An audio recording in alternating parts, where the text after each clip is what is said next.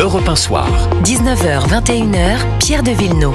Avec jusqu'à 9h, autour de moi, Gilles Boutin, bonsoir. Bonsoir Pierre. Journaliste au Figaro. Bonsoir Alexandre Malafaille. Bonsoir Pierre de Villeneuve. Il faut pousser la voix un petit peu. Alexandre Malafaille est un peu aphone, fondateur de think tank Sinopia. Bonsoir Christian Saint-Etienne. Bonsoir. Merci de nous faire l'amabilité de passer par le studio d'Europe 1. On a besoin de vos lumières. Je crois qu'il y avait un film qui était un peu un navet dans les années 70 qui s'appelait La situation est grave mais pas désespérée. Alors je vous pose la question concernant cette suspension de réforme de retraite. Est-ce que la situation est grave mais pas désespérée ?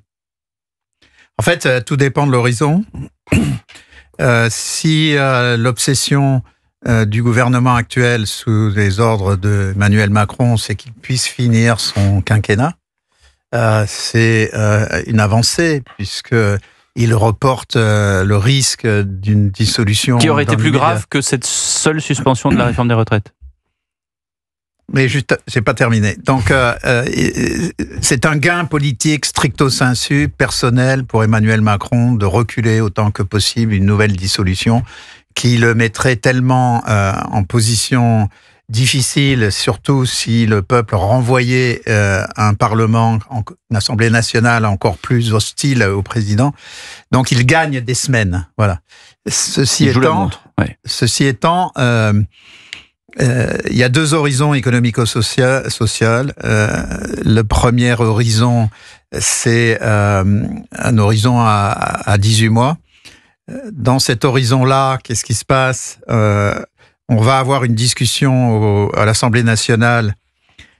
Le Parti socialiste a obtenu, de son point de vue, sur un plan politico-politicien, ce qu'il appelle une victoire, qui est de cogner sur la réforme des retraites, ce qui veut dire qu'on va continuer d'accumuler des déficits. Donc ça veut dire qu'on renvoie le financement des retraites d'aujourd'hui aux générations futures. Si tous les gens si on avait une jeunesse intelligente, on devrait avoir 10 millions de jeunes ou 20 millions de jeunes exigeant le retour à la réforme des retraites, parce qu'en fait, ils vont payer plusieurs fois. Donc, ils se disent que c'est provisoire parce qu'il a dit que c'était juste sur 27. Bon. Oui. Ceci étant, donc, ce qu'il faut craindre, ce que tout le monde craint, c'est qu'à partir du moment où le Parti socialiste a obtenu cette avancée de son point de vue politicienne, ils vont se battre sur le reste. Dans le projet de budget préparé par François Bayrou, qui sert de base à la discussion qui va avoir lieu à l'Assemblée nationale, il y a une cinquantaine de mesures qui sont condamnées par les socialistes et l'ensemble de la gauche. L'augmentation de la contribution des malades à l'achat de leurs médicaments, chaque boîte de médicaments, au lieu de payer 50 centimes, on paiera 1 euro. Le fait qu'il y aurait une fiscalisation, par exemple, des indemnités pour les longues maladies. Il y a 50 dispositions de ce type. Donc les socialistes, à partir du moment où ils ont enlevé le gros morceau, vont continuer de vouloir détricoter. Et donc, à l'arrivée, on risque d'avoir un budget qui ne correspond absolument plus à l'épure de ce qui est acceptable du point de vue des marchés financiers. Mais surtout, ce qui est absolument hallucinant, tout le monde s'est réjoui en disant, en écoutant le Premier ministre, les marchés financiers ont plutôt bien réagi, temporairement, le CAC 40 a baissé un tout petit peu. Oui, mais le taux d'intérêt sur la dette a légèrement baissé. Très bien.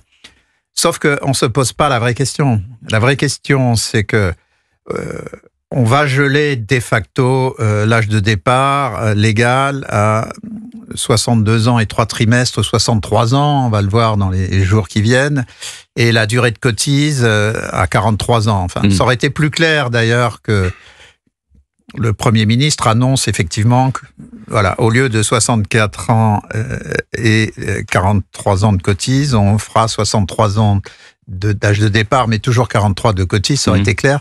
Là, on ne sait pas très bien où il va geler, mais on va, pour faire simple, geler l'âge de départ à 62 ans et demi, 63 ans, et on va aller chercher 310 milliards d'euros sur les marchés financiers dans la poche des fonds de pension et des fonds d'investissement internationaux appartenant à des pays dans lesquels on part à la retraite à 67 ans et dans lesquels on discute le recul de l'âge de départ à 70 ans. Donc, même si on a un niveau, et j'ai aucune arrogance dans ce contexte, même si on a un niveau de bac-10, on doit bien se dire que ça va pas pouvoir durer indéfiniment, d'aller demander à des gens, c'est La Fontaine, c'est-à-dire que les cigales se tournent vers les fourmis et disent, écoutez, nous on a chanté tout l'été, oui. Non seulement on voudrait pouvoir passer l'hiver, mais on trouve que vous avez trop... On va vous emprunter de l'argent. Voilà. On trouve que vous avez trop accumulé. C'est l'agence France Trésor qui a annoncé ses 310 milliards en 2026. On va vous prendre une partie de vos réserves, et si au passage vous crevez, c'est pas très grave, parce que l'important c'est de sauver les cigales. Gilles Boutin, du Figaro. Christian Saint-Etienne, il y a un débat qui émerge sur le coût final. Qu'est-ce qui coûte le plus cher, in fine? C'est de suspendre la réforme des retraites, qui coûterait 500 millions l'année prochaine, 3 milliards l'année suivante. Il compte pas tout, parce qu'en fait, le vrai prix, c'est certainement le double. Oui. Ou bien, au contraire, faut passer par une dissolution et plus cher. poursuivre cette incertitude avec les conséquences sur la croissance qui peut se jouer en plusieurs points de PIB. C'est une vraie question. Par rapport à cette question, partons de ce qui serait rationnel dans un monde fou qu'est le nôtre. Et imaginons qu'il y ait une injection de rationnel dans le monde fou. Si vraiment on disait on suspend la réforme des retraites quelques mois pour passer un budget, que on s'astreigne à sortir avec un déficit inférieur à 5 points de PIB. On sort le budget au 31 décembre et au début janvier, le président de la République démissionne pour réouvrir un débat politique sur le moyen terme. Pourquoi ? Parce que le problème central de l'économie française, c'est qu'elle est plantée. Ça fait 20 ans qu'on est à 1% de croissance. Quand vous interrogez les gens, ils vous disent qu'ils veulent du pouvoir d'achat. Mais le pouvoir d'achat, il est créé par les entreprises en croissance. Les entreprises françaises sont fortement fiscalisées. Elles ont un écart à PIB comparable. Les entreprises françaises payent plus de 100 milliards d'euros de charges de plus que les entreprises allemandes. Donc, elles sont dans une compétition mondiale extrêmement dure. Donc, ce qu'il faudrait, c'est une nouvelle élection présidentielle, qu'enfin on dise aux Français, on est dans une révolution de l'intelligence, la révolution numérique, les biotech, l'espace, toutes les transformations à l'heure actuellement avec... notamment l'intelligence quantique et tout le reste, avec des accélérations de la transformation de la société. Donc, on fait une présidentielle début janvier-février et on demande aux candidats de définir leur vision à 7 ans de la transformation nécessaire de l'économie française pour reconstruire un système productif compétitif. Si c'était ça le scénario, alors à ce moment-là, je signe sur le report de la réforme des retraites pour pouvoir attendre sereinement une élection présidentielle début de l'année en passant le budget. Mais c'est pas ça qui va arriver. Ce qui va arriver, c'est que les socialistes ayant obtenu l'abandon de cette réforme des retraites vont demander l'abandon de la moitié, des 2/3 ou des 40 mesures que j'évoquais tout à l'heure. On va se retrouver avec un déficit à 5,2. Et c'est là que les marchés financiers, qui étaient peut-être agréablement surpris aujourd'hui que le Parti socialiste renonce à la censure aujourd'hui, vont se réveiller au 10 décembre en se disant « mais attention, là, on est en pleine panade d'une dérive totale et on peut parfaitement avoir à ce moment-là un choc sur les taux d'intérêt ». Donc le point central, oui, on a besoin d'un budget à court terme, mais ce qui est vital pour la France et pour notre peuple, parce qu'un peuple qui demande à la fois un retour de la fierté nationale et du pouvoir d'achat, ça ne peut venir que d'un plan stratégique de développement avec un investissement massif sur la défense, la sécurité, les nouvelles technologies, l'école, la recherche. Il n'y a rien de tel dans ce budget. Dans ce budget, c'est juste pour essayer de passer l'échéance et d'éviter la dissolution. Donc je pense que ça apparaît comme une victoire temporaire, tactique, personnelle du président de la République, voilà. Mais du point de vue de la France, c'est un échec assez cinglant qui montre que collectivement, nous ne sommes pas capables de prendre de front les problèmes centraux qui se posent à notre pays. Alexandre Malafaye. Oui, moi je dirais qu'on est quand même face à, pour la première fois, une vraie cohabitation. D'un côté, le gouvernement, l'exécutif, et puis de l'autre côté, l'Assemblée nationale. Et ça, c'est comme acté dans ce qui s'est dit aujourd'hui. On verra, les illusions macroniennes nous ont réservé plein de surprises. Mais cela dit, vous avez raison, il y a un certain nombre d'échecs qu'on voit maintenant émerger très clairement. L'échec de la croissance, c'est net. On a un budget 2026, c'est 1%, donc c'est pas suffisant pour améliorer la part des gâteaux à partager. Échec de la méthode surtout, parce que là, on avait arc-bouté le pays sur cette réforme qu'il fallait réaliser à tout prix, et aujourd'hui, on la démonte. Donc ce sont des échecs qui sont très lourds de conséquences. Donc je ne sais pas si c'est une véritable victoire pour le président, mais en tout cas, sa victoire, elle passe par le fait que quoi qu'il en coûte, il reste aux affaires. Parce que je pense qu'en fait, il ne pouvait pas dissoudre. S'il avait prononcé cette dissolution, non mais ça aurait été, en fait, on lui aurait reproché vraiment tous les maux du monde. La seule option, c'est de démissionner pour réouvrir le champ, mais dissoudre, ça veut dire que l'Assemblée installée en janvier, à un an de présidentielle, c'était complètement hystérique. Il ne pouvait pas faire ça. Donc, un mois ou 2 mois avant les municipales. Exactement. Donc il fallait qu'il s'achète de la durée, et il est en train de l'acheter à tout prix, ce qui est dommage. Maintenant, une question de méthode, parce qu'on a beaucoup parlé de méthode aujourd'hui dans ce discours de politique générale avec Sébastien Lecornu, sur certains sujets intéressants, et en fait, il renvoie la question des retraites aux partenaires sociaux, dans une cadre d'une grande conférence sociale avec d'autres sujets. On va dire, débrouillez-vous, mais en fait, faites le job, une conclave 2, mais peut-être cette fois-ci avec moins de cadrage. Est-ce que le fait de renvoyer vers les partenaires sociaux et de leur promettre une possible reprise en main de la gouvernance de l'assurance, de système des retraites, comme ils le font pour l'assurance maladie, est-ce que le retour du paritarisme peut être une chance ?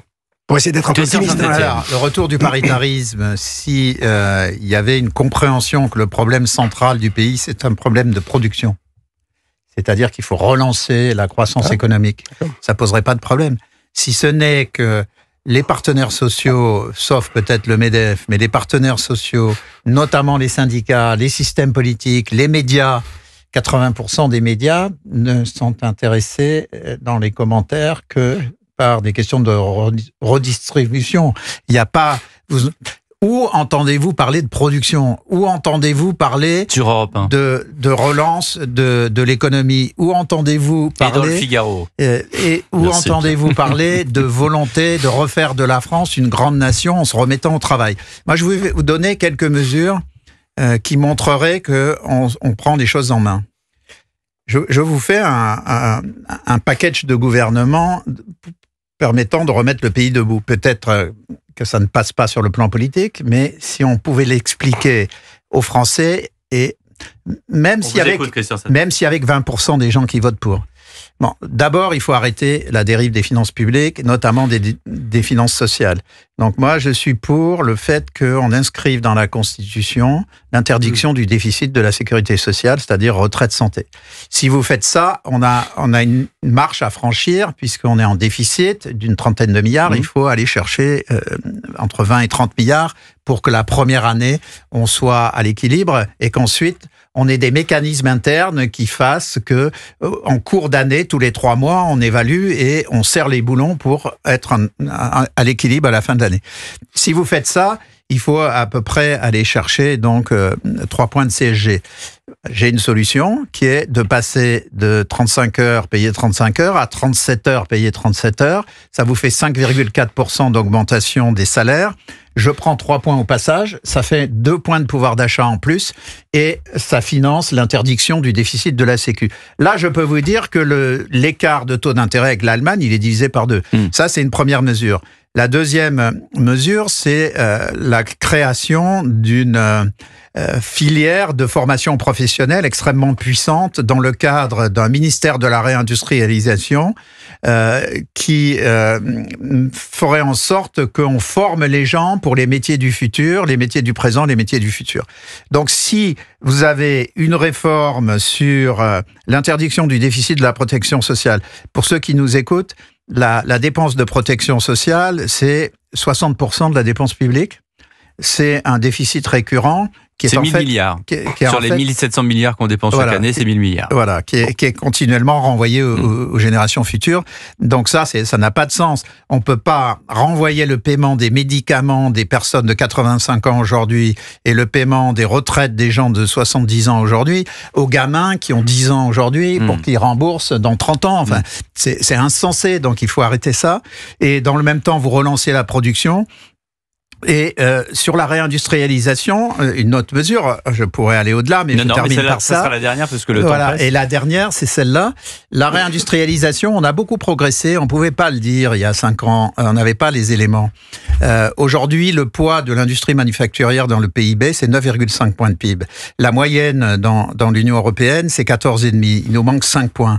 Les choses qu'on sait maintenant, c'est que pour construire les usines qui nous donneraient les 5 points, il faudrait 10 000 hectares par point, 50 000 hectares. Donc voilà, là aussi, je proposerais une agence foncière nationale qui progressivement constitue les 50 000 hectares en lien avec les industriels et les logisticiens. Ça, vous en avez déjà parlé sur cette antenne, je m'en souviens, effectivement. Et donc, pour ça, sur des usines. Si vous mettez en place de la formation professionnelle, de la recherche, de la capacité de redévelopper des usines avec une interdiction de déficit de la Sécu, la France redevient un pays crédible au plan international. Moi, je dis Christian Saint-Etienne, ministre de l'économie. On aimerait bien, mais c'est pas le cas. Pas tout de suite, en tout cas. 20h28. Merci beaucoup, Christian Saint-Etienne, d'être passé par le studio d'Europe 1 tous les jours de 7h à 9h. Vous retrouvez toute l'équipe d'Europe 1 matin. Dimitri Pavlenko, Anissa, Olivier, Sonia, Vincent, Paul-François et les autres. Toute la bande, bien sûr, de la matinale Europe 1 matin. 7h, 9h tous les jours sur Europe 1, la radio libre. À tout de suite sur Europe 1.